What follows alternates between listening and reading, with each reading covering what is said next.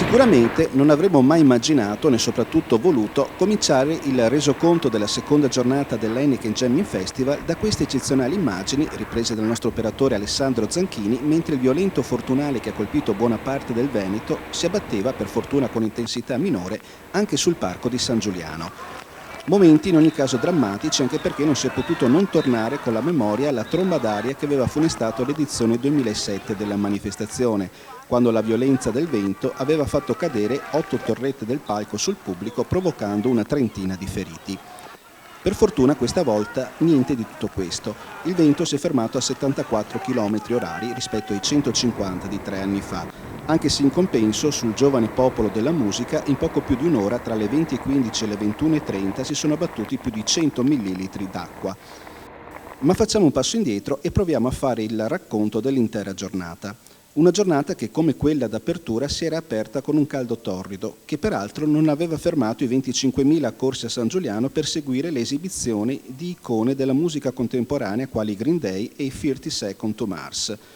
Un pomeriggio trascorso nei pressi del palco dove si susseguono i concerti dei gruppi in programma, ma anche, a seconda dei gusti, a prendere la tintarella o a difendersi dai raggi del sole sotto le fronde di alberi e di siepi o con ripari più o meno di fortuna.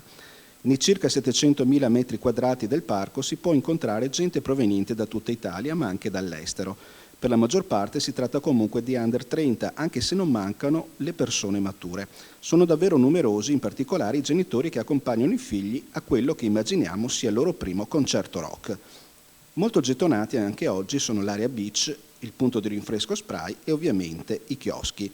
Chi la birra la vuole davvero fredda può addirittura andarsela a prendere direttamente nel bar frigorifero allestito dallo sponsor dell'evento. Si può giocare a calcio, basket e pallavolo sui campi appositamente allestiti, ma anche cimentarsi con l'infernale portiere meccanico pararigori. Viene subito da pensare che un numero uno così, viste le precarie condizioni di Buffon, avrebbe fatto davvero comodo quest'anno all'Italia in Sudafrica.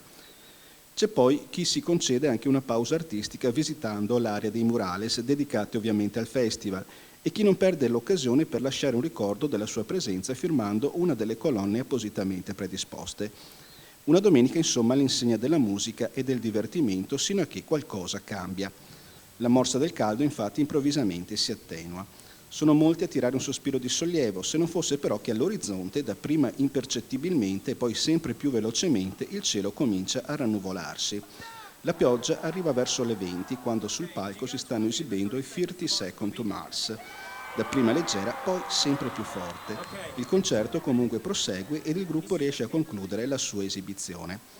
A questo punto però gli elementi si scatenano.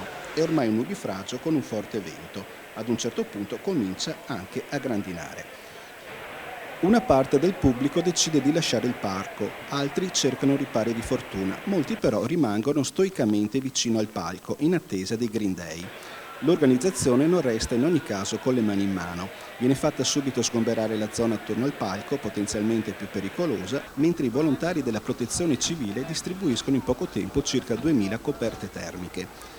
Sono in ogni caso una cinquantina le persone che vengono colpite da ipotermia o da stati d'ansia.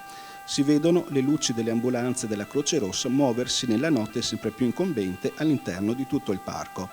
Alla fine si conteranno circa 70 loro interventi, a cui devono aggiungersi nella giornata i 100 compiuti prima del nubifragio. Per fortuna nessuna situazione preoccupante, anche se qualche spettatore viene portato per controlli in ospedale. Verso le 21:30 gli elementi per un po' si placano.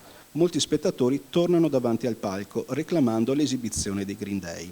Un concerto che è diventato però impossibile visto che chilometri di cavi elettrici sono finiti sott'acqua, così come le apparecchiature del palco. Ci vorranno ore, spiega il patron della manifestazione Roberto De Luca nella conferenza stampa appositamente convocata per fare il punto della situazione, per ripristinare il tutto. Che il biglietto di domenica potrà, a parziale risarcimento del mancato concerto dei Green Day, entrare gratuitamente nella giornata di lunedì. Fuori intanto continua a piovere, mentre Protezione Civile Comunale e organizzazione distribuiscono bevande calde e altri generi di necessità, soprattutto ai ragazzi ospitati nel campeggio. Per loro si prospetta una notte certamente meno piacevole della precedente.